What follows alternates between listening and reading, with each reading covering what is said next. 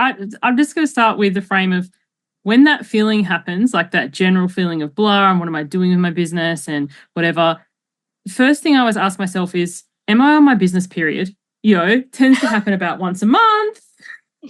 It's kind of like, where you're rethinking your life choices. And it's like, maybe I should just quit and go stack shelves at the supermarket because then at least I can listen to podcasts and get paid for it. But, so it's kind of like, is this a business period type moment? Or is this a time for, making some changes?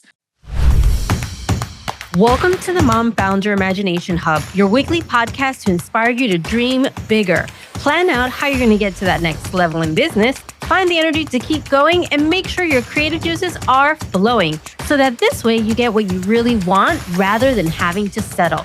Get ready to discover how mom founders have reimagined entrepreneurship and motherhood. Ever wonder how they do it? Tune in to find out and stretch yourself by also learning from diverse entrepreneurs who might not be moms, but who have lessons you can tailor about how you can disrupt industries and step way outside of your comfort zone. I believe every mom's superpower is her imagination. In this podcast, I'm going to give you the mindset, methods, and tools to unleash yours. Sounds good? Then keep listening.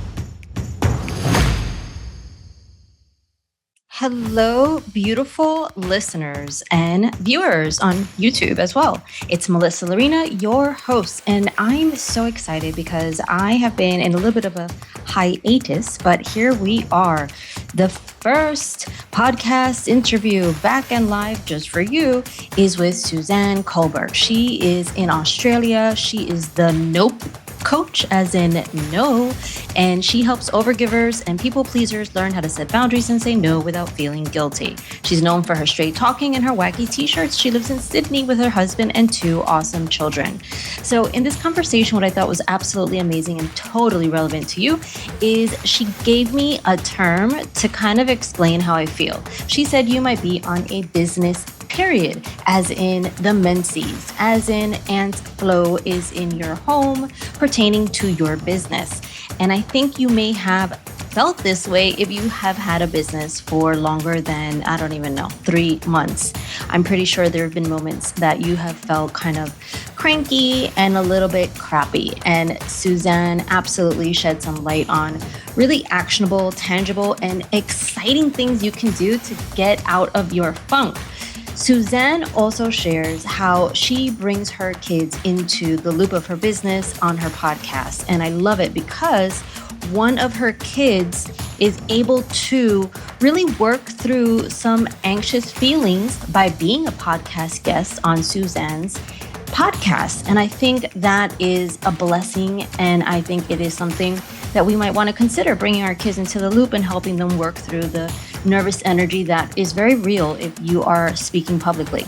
The other idea that I love about Suzanne is that she's very much about execution and feeling free to execute on the ideas that she has on her mind, whether it's her podcast, during which time she has had like 100-day, 200-day sort of sprints where she was recording every single day, releasing to the world pretty real time.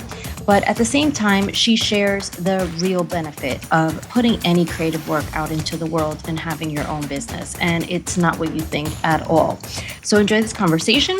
This episode is brought to you by my book, Fertile Imagination. So here's the thing. Hold on a second. This is so in the raw that I'm just going to leave the screen and get the book right here. Okay, so Fertile Imagination. My book is something that I would say took, 2 years to write. Let me make sure it gets on the screen because for some reason we've got some in and out sort of. There we go. Oh, this is an art right here. It's an art. So it's a guide for stretching every mom's superpower for maximum impact. You can find it in the show notes. So bit.ly/fertile book. This book is really meant to inspire a mom. And right now, for this holiday season, I have a challenge I need your help with. Here's the challenge. I would love to see photographs of this book under holiday trees or by Hanukkah candles as you see fit, as you celebrate all over the world. If you can buy this book for yourself or a mom who needs to feel like she has what it takes to carve her own path, whether it's as a business owner or as a mom who maybe was given the script that she did not want to play. She wanted to be her own kind of mom. Then I will be so thrilled, and I would love to feature it all over my social media. So go ahead to the bit.ly link, bit.ly/fertile book. Grab a copy of this book for the holiday season and just take a picture of it under the holiday tree or by the Hanukkah candles. Send it to me, melissa@melissalarina.com. This is going to be in the show notes, and I will feature it. I will tag you if that is your heart's desire or your favorite mom friend's desire on my social media, so that this way you get some love virtually this holiday season. Here's what I want to say about the book. So this book, beyond the fact that I wrote the book and I started the whole book in Australia, which is where Suzanne happens to live, and I finished it here in Austin, Texas. Beyond that, here's what it is. It is my intention with this book to wake up every mom on the planet who has an ambition on her heart that she cannot yet see herself executing on. Your imagination is not a conversation only geared towards children. As moms, we have to model what it looks like to actually pay attention to our imagination and feel that we have the resources, the guts, the conviction, whatever it takes to bring that idea to life. It could be a business idea, or it could be how you intend to mother your children. So it's pretty broad. You could be a working mom. You could be a stay-at-home mom. You could be a mom who is really at a crossroads and wants to make sure that 2025 knocks her socks off, but doesn't really understand where to start. Where to start? Read the book, Fertile Imagination. So here's what I did with the book. I actually divided it into 3 sections. So we're starting with reawakening your imagination. Then we're going to play with your imagination, which is really cool because Suzanne in this episode plays with her imagination alongside her kids. You will get it once you listen to this episode. But then the third one is about stretching your imagination. And I'm doing that right here with you right now, which is asking for help. So if you're listening to me right now or you're watching me on YouTube, the one thing I would love to get your help on is in purchasing this book using the link in my show notes for a mom who you believe in, who you think has what it takes to bring her best ideas to life, whether it's as a mom or it's as a business owner, or even if she's working for someone else. So I want to leave you with that and enjoy the conversation between myself and Suzanne. This is definitely one that's going to make you chuckle. Pinky promise. Suzanne Culberg, I am so excited. I want to be in Australia. I want to be there right now. How are you? I am fabulous. It's a good time of year to be in Australia too. Don't remind me. Coming into summer, baby. Or as we call it here, sprummer. We don't have spring in Sydney. We go straight to summer. So it's sprummer right now. Sprummer? This sounds like a spritzer, but okay. That's okay. I don't know. I'm just like, I need a drink right now. But okay, so no more joking. This is serious business. We're moms. We are serious. Okay, so Suzanne, I have to ask you this question, and I'm positive that anyone who has launched a business has felt this way. So today, I was having a moment, right? It wasn't like a tantrum. It was a moment where I was like, okay, 250 episodes out there in the world. What is my next step? And on top of that, how can I get excited about this whole process, right? Like, I don't know if I'm on the path to like 1,000 episodes in total or what exactly I want to do with this podcast. So this is coming at you from like a really raw perspective, but I have to hear all about your year of podcasting every single day. Like, I feel like there's some inspiration there, and I want to say yes. I do not want to say nope. So I'm just going to start with the frame of when that feeling happens, like that general feeling of blah, and what am I doing with my business and whatever. First thing I always ask myself is, am I on my business period? Tends to happen about once a month.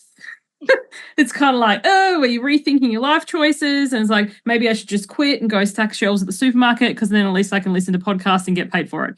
But, so it's kind of like, is this a business period type moment, or is this a time for, making some changes? So for me, the year of podcasting how it came about is it wasn't actually my first podcast. So I had another podcast which was done all the ways that you're supposed to. It had a jingle, had the intro, it had the outro, it had the call to action every episode, it had the show notes. It was like or as professional as Australians get. And I hated it. Like, it did well, but I didn't enjoy it. I didn't love it. I don't like editing. I don't like writing show notes. I don't like jingles. I never listened to them. So then one day on a tear, my biz wife, like the person who does all the behind the scenes stuff, and I turn up and be like the man at the barbecue and get all the accolades, kind of dared me to do my own solo show. She's like, why don't you just talk about all the things that you like to talk about and, just see what happens? I was like, why not? So like 8:00 at night, I hit record in Zoom. I recorded 3 episodes. They're all quite short. They're still there. They're the first 3 of the show. And then I made some really lame cover art. That has since been updated, but everything else about it is the same. And I put it onto Apple and I went to bed. Like, it took me an hour. Like, the first show took me a year. I had a podcast producer. I had all this stuff. This other podcast I created in an hour, and I went to bed. And then I thought, we'll see what happens with this. And then when I woke up, I was like, this was a dumb idea. What were you thinking? Like, you've got no plan, you've got no show notes, you've got no whatever. Like, take that down. So I literally had, when I woke up the next morning, had the plan to remove it.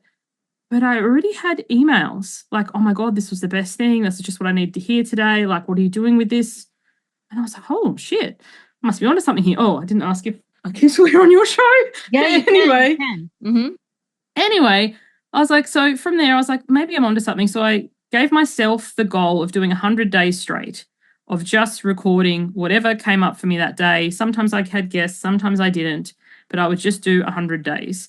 And that's how that started. When I got to day 100, I liked it so much. I was like, why don't I go for 365? Now, for anyone listening, this is where I think I went wrong, because ideally, if I had my time again, I would have gone for 200 days, because from 100 to 365 was a big jump. Like, I reached this slump at about like day 180 where I was second guessing what I was doing, and similar to how you were saying you're feeling right now. And it was really tough for me to keep going. And then one day I was like, this is dumb. About day 180 something, I kind of micro quit. And about 4:00 in the afternoon, somebody sent me an email and they're like, hey, there must be something wrong on your end. Your daily episode hasn't come out yet. And I was like, hasn't come out yet because I'm not doing it anymore. This is really dumb. And anyway, I was really honest and frank with this person. And they were like, how will you feel tomorrow if you wake up and you haven't done it? Like, who will you be at the end of 365 having done this? And I was like, oh man, that's like a me for me. That's something I would say to my clients or whatever. I needed that in that moment. And I still credit that person, Rebecca, if you're listening, for that, because that was the turnaround moment. And I think for anything that we do, we can get disheartened. It's like when you're pregnant. I know this is the mum show. We're both mums. That every day of a month has 30 days, except the last month of pregnancy, which has like 1,370 days. Like, it's just like, is this baby ever going to come? And sometimes we can feel like that with things that we're doing in our businesses. Yeah, I can't say I enjoyed my pregnancy, but it was a beautiful pregnancy. But with the twins, I was just desperate at the end for sure. And I think in business too, right? There's some moments like at the end of like a marketing campaign. I'm not speaking from experience. Yes, I am. You're just kind of like, I actually just want this to stop. Like, it's like before anybody even comes in, it's kind of like, can I just get paid for the marketing? My God, I did so much, just for that piece of it. So, okay, let me hear this out then. So for anyone that's listening and feels like they're in that place, and so it's like a business period. Fun fact, I actually am on my period, but it's like my biological period. So there could be some sort of coincidence or not in that. But let's see. So you're in your business period. I love where we're going with this. And you're having one of those days and you're just like, this has to stop, or someone's going to stop, or something's got to happen. So, okay, now you're doing the podcast and it's different. There's like a different intention behind like that, 100 episode every day podcast. I think the intention matters. So I want to understand like that first, or those first 3 episodes. was your tone totally different? Like, were you saying things that were coming more from like a raw place? Why do you think people emailed you and actually responded to those first episodes? That is such a great question. So when I did create it, so I made the 3 episodes, I published it. I did email my list before I went to bed and said, "Hey, I've got a brand new solo show. Here's the thing. I'd love a review." Because the thing is, people respond really well when you ask them. But so often we don't ask people. We just assume, or we just hope, or we just kind of hint, like in the outro of your show, "If you like this, please leave a review," which is, no one even really listens to that part anyway. But I did say to people, "And can you do it now, like in the first 24 hours? Because then Apple will prioritize." And I think when you ask people for something, to give people a deadline, because, if someone asks you for something and you'll be meaning to, especially a review, people overthink that all this, like, I don't want to say something that's not good enough or whatever. So like I basically emailed and said, "The show's brand new. Can you review it in the next 24 hours? Because I want to get ranked." So I think that's another reason that people then got on and listened to it straight away. But your question about the energy, and I think it's just because I felt free. Like I didn't have a marketing plan and here's the steps and here's like, because the thing is, as soon as I listen to something, the 6 steps to that or the 7 steps to that, I'm like, so where's the step? Now you're going to try and sell me your stuff. Like it's written and it's done in a way. And I'm not saying don't sell, because if you're not selling and making money in your business, you don't have a business, you have an expensive hobby. I get that. But I think there's something about the real and raw nature of like, I'm doing this, yes, in service to my business, but also primarily in service to me, like a space to talk about it. And because I didn't have pillars, and I still don't to this day, I'm over 400 episodes in, I don't have pillars or like I need to touch on this point or whatever. So now I have it broken up on YouTube by playlist because I have so many topics: people pleasing, boundaries. I even have a whole playlist on scam, questionable business practices, because some of the stuff you see online where they're like selling air really gets my goat.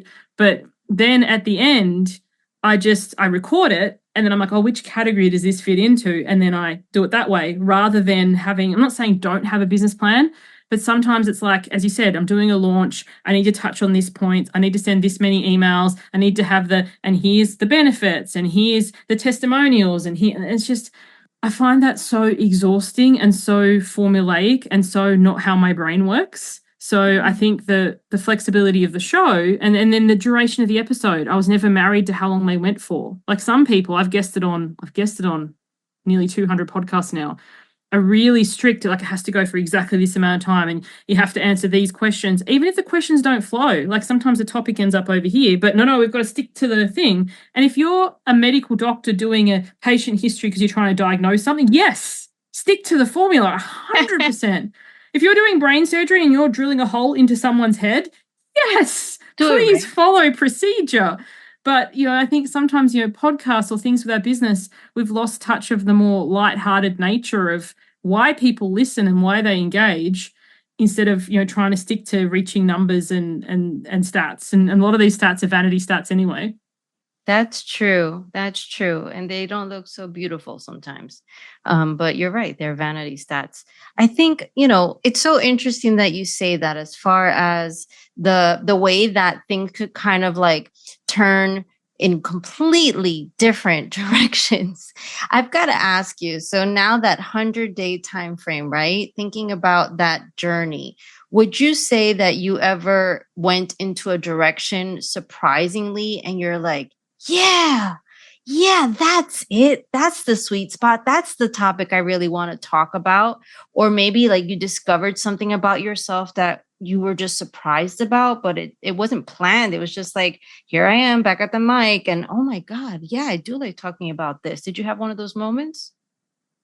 Well, originally, because I don't edit and I still don't to this day, I thought of the topic before I hit record. So I'll be like, this is episode 100. We're going to talk about your business period. I actually have an episode called Your Business Period. It's not episode 100 or whatever. But once I got out of the 365 days and I was like, I'm still doing the show, but I'm not stuck to a schedule. Now when I record, I just kind of hit record and I start talking. And then I come up with the topic afterward, as in like, and that's been the real sweet spot for me, because I might go in thinking today I'm going to talk about this, but instead of having like it has to be the idea fully formed beforehand, it grows and it ebbs and it flows. And then what I do is I listen to the episode back, and somewhere along the line, I or my guests, when I have guests, will say something that will be like, oh, that's the title of the episode. So instead of saying ahead of time, we're going to talk about how to overcome perfectionism or how to build boundaries or whatever, I get the topic afterwards. So I have a little, like, I don't have no idea. I don't hit record and be like full on, what do you call it? Where you jump onto the stage, improv, not full improv style, have a bit of an idea, but I don't have like, these are the points or these are the pillars. It's just kind of, it's a lot more fluid. And I love that, because sometimes, especially with guests, we'll start in one area and then we'll end up totally over here somewhere. And people will be like, oh, I'm so sorry. I'm like, no, this was great, because it's organic. It's like you're not going to a play and peddling out the same thing you've said on 500 other shows and everybody's bored, including you. And I think, one line or one tangent, and sometimes people don't like that. Some of the reviews I've got, like someone said to me, I was non-tangential, whatever that means, and I couldn't string a coherent sentence together to save myself. And I was just like, awesome. You can hit stop. At least you got a review, right? From the top line, it's a number. Yes, but I just think it's funny. It's kind of like, if you want, here are the 3 steps, and here is this, and here is, organized and thought and planned out. There are shows that do that, but not mine. I think so often we try and tell people like it has to be done in this way. And they're like, says who? I love the shows that I listen to as a listener, where they update what's happening with their families, where have they traveled to. Like, obviously not so long that it's just a personal diary. But like, I love that little bit of taste of behind the scenes, as opposed to here's just another clinical thing that's trying to sell me something that I probably don't even want. Yeah. It's funny. I was thinking about a podcast that I listened to, the Story King podcast, and he was interviewing his wife. And he was like, yeah, and we're in a closet in our house because the sound quality is great here. And I don't know, that like behind the scenes information was so irrelevant to the conversation, but it made it kind of like endearing. I was like, I could imagine 2 people in a tiny little closet, making sure that the sound is right, and probably sweating bullets too, because maybe you have all this like curtains and all this jazz to kind of get that room, just right. So, okay. So here we are, 100 days, and you have 2 kids, right? And so they existed during those 100 days? Yeah, and they've both been on the show as well. During that time, you had them on the show? Both of my kids have guested on my show in the first 100 days, and then they've both been on once more each between day 100 and day 365. So they've done 2 episodes each. And my son is like so proud of himself. Whenever he introduces himself or does something at school, he's like, yeah, you should choose me because I'm good at public speaking. I've been a podcast guest. How cute. How cute. Okay, so that's interesting, because what I like to say is that it's so helpful in terms of mom guilt to like bring our kids into our world of business, right? And it gives you like a different purpose. It's like, oh, okay, now my child can learn this skill, learn Canva, or now my child can edit my audio. By the way, my 3 boys, they've seen my audio, and I can't say I'm editing it, but they critique it and they're like, Mommy, that sound sucks. But like, whose kids has access to this sort of like software and can tinker and learn and explore all these modern tools. So I love that you involve them. So what do you think? What did you get out of those conversations with them on your podcast? And what do you think they got? I hear confidence on one end. For me, like my daughter she has anxiety and she's very introverted. And I have a 1 take, no fake policy. Like I hit record and that's it. And I went against that for her because she was so uncomfortable and we had to keep restarting. On the 4th restart, I said to her, like, this is it, honey. It's this episode or you're not on the show. Like, I'm the boundaries queen. I'm going to do that with my own child. And, so it's just kind of like what I learned was sometimes how we make, not excuses, exceptions for the people closest to us. And sometimes it has to be like, when they say no friends in business or no family in business, it's got to start, from the top. And, from my son, he's been a lot more involved. There's been a few episodes where he's just appeared. Like we did a Christmas edition that he was in. And then last year on Halloween, because it was the 31st, he walks past in a Grim Reaper costume. So, it's just how people will roll with it as opposed to, and it's your conscious choice. Like I've chosen to include my children in my business. My podcast is video as well. So they, on the video, they're very much included. If you're listening to this and you're like, my kids have nothing to do with my business, I don't want their faces on the internet, like that's totally okay. That's your choice too. But you get to choose what suits you best. But having my family involved, whether they've been on the actual episodes or when they just knew I was recording, it was really cool. It's like, it's time for Mummy to do her episode today. I never had a set time. I just recorded whenever, and how much they would like turn down their music or, be quiet or, be involved in it. And, how many stats did you get or reading the reviews? It became a family thing. And this year, my goal is to grow my YouTube channel, the kids are keeping an eye on like how many likes it's reached or subscribers or whatever, or, oh, look at this comment. So, and also too, sometimes the comments aren't favorable. So they're learning that, people on the internet aren't always nice, and how you respond to that, whether you leave it there or get to, bless and block, because my attitude is if I wouldn't let them in my house, I'm not letting them on my space. So, being part of all the process. Yeah, I love that, because I think, sometimes, especially before the era of working from home was as evident, like our kids would just see us like at the, kind of like the bookends of our day, right? So before we went to work and then after we came back, and they would see us going to work, maybe a little bit like, oh, great, I'm going to work. And then you come back home and then it's just like, throwing yourself on the sofa or whatever, but they had no idea like why, why that was, right? Like what was happening in the middle? Like, what is this mysterious world of work where you're leaving not so happy, coming back totally exhausted?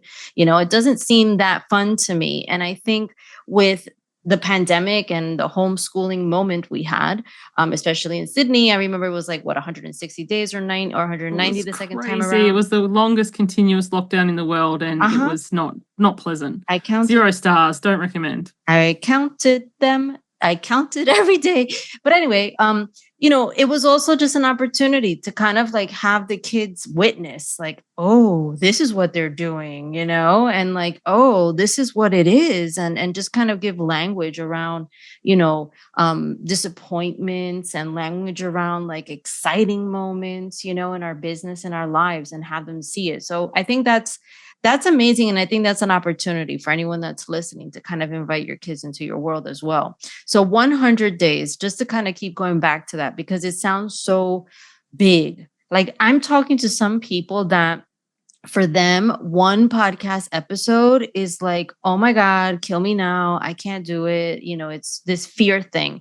And I just spoke to another podcaster who told me that in order for her to get the listeners or the downloads that she wanted, she needed to start doing 2 episodes every single week, is what she was told. And she burnt out from doing 2 episodes every single week. How did you navigate or prevent, or maybe you experienced burnout during that time of 100 days, every single day, podcasting?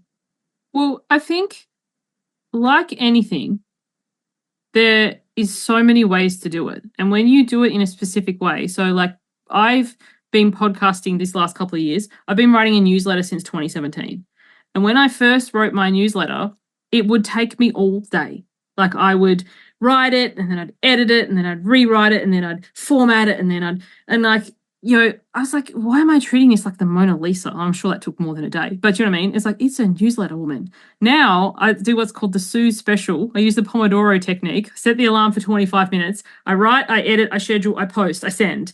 I don't care if there's spelling mistakes. Like I'm not saying I'm trying to write crap, but I'm not attached to, this is not a published book. And with the podcast, I think sometimes people, if they script it, if they come up with their pillars, if they're like, okay, what am I going to sell at the end, and what am I going to say is going to lead to this, and how am I going to give value, whatever that means, because who do we get to decide what the value is? Because it might be valuable to us and somebody else might be like, yeah, that's so boring and basic. But we think and overthink, plan and overplan, edit and over-edit, And that takes so much time. And it was interesting to me. I have next to no social media presence. I gave up Facebook and Instagram in 2024. I do put some reels up from time to time when I feel like it, but my show has grown. And I think it's because if you basically ask people, and people like, I ask every episode. I'm like, but do you ask, or do you just put the outro on that nobody listens to because they've listened to it the first time and it's the same every time? Like, genuinely ask people, who do you know who might benefit? Have you had benefit from this episode? Share it with them. Like, genuine outreach, genuine connection.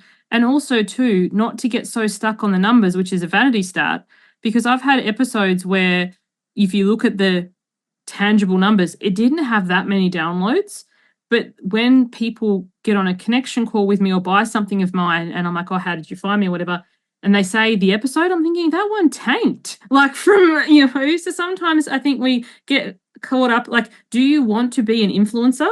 That's a different business than being like, I'm not an influencer. I'm a business owner. I don't need hundreds of thousands of downloads, but I do have quite a number, but I don't need that many. And what's your capacity? What are you selling? How many is fully booked for you? And also trusting that, like, a podcast episode has a very long half-life. If you put something on Facebook, it's got a half-life of 3 hours. After that, it's lost in the scroll. But a podcast episode, like, I guested for years before I had my own show, people still reach out to me about an episode I did in 2020 in the self-isolation series.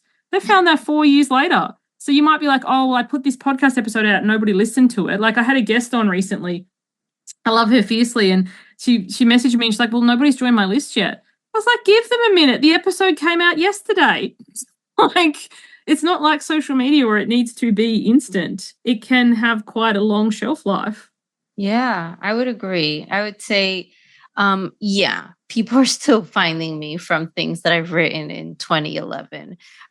This was, yeah, it works. It works. And I think it's also, as you're putting out the episodes, intention, energy, the fact that you're sincerely, consistently, and in a different way asking people to take action. So it doesn't sound like just, rote, memorized kind of sentences.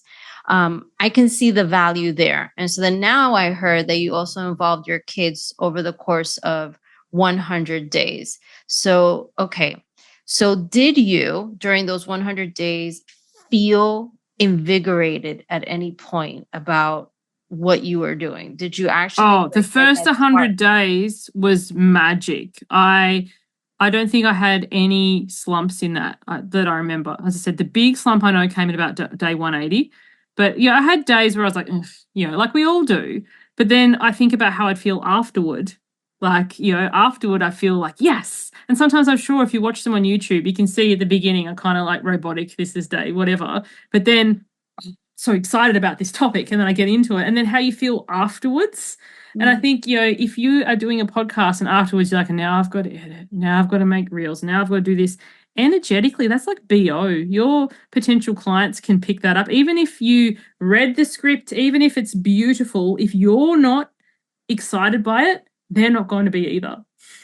Oh my God. Yeah, I get it. I totally get it. And I've gotten that reaction too from different listeners. And if you're a listener right now, like, let me know if this one hits home for you, because I think Susan's definitely sharing some wisdom for any business owner that is in that, slump or that period, that business period moment.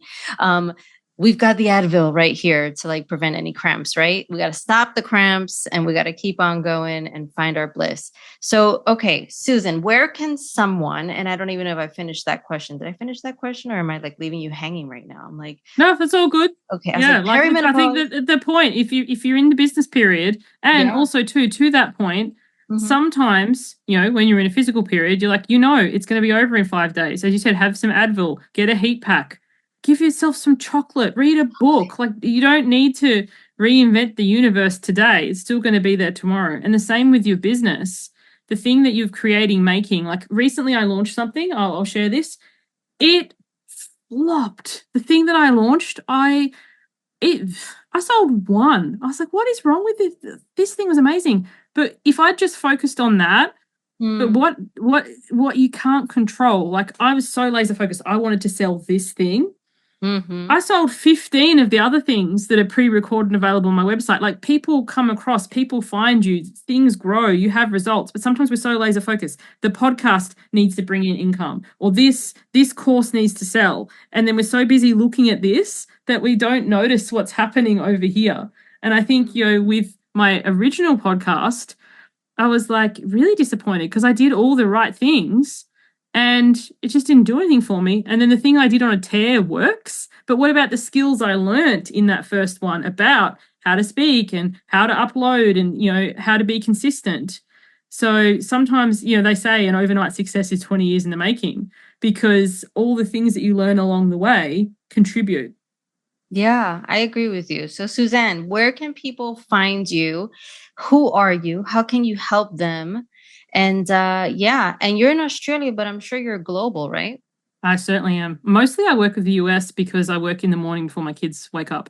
So Nice. I'm Suzanne Culberg, the Nope Coach. I help women set boundaries and say no without feeling guilty or mean. And I do that through online courses and coaching. Best place to find me is my website, suzanneculberg.com. If you're a rebel, you'll see it and go straight to the don't click, which is what I want. And that's the best place to contact me. Yeah, my contact form's fun. I don't do social media. I do have a podcast called The Nope Coach, which is on all the downloadable places and YouTube. And yeah, if you'd like to like me on YouTube or subscribe, that's the word. I'm aiming, my goal is 1,000 people. So if you can contribute to that, I would love it very much. Absolutely. I subscribed. It's official. We're now besties. We're YouTube besties. So, Suzanne, I love it. This was sensational. I appreciate you. I love your pineapples in the background for anyone that's watching this in video format. This was sensational. I appreciate you. And I hope you keep podcasting 1,000 more episodes. Oh, that'd be awesome. Thank you. So I wanted to just leave you with these thoughts. So with regards to Suzanne, what I want you to really just consider is, in your life, where are you stopping yourself from executing your best work? Are you stuck in the nuance of details and the nuance of how this is going to look perfect or who's going to think what? Are you stuck because your idea doesn't feel good enough? I want you to just take a page out of Suzanne's book and just execute.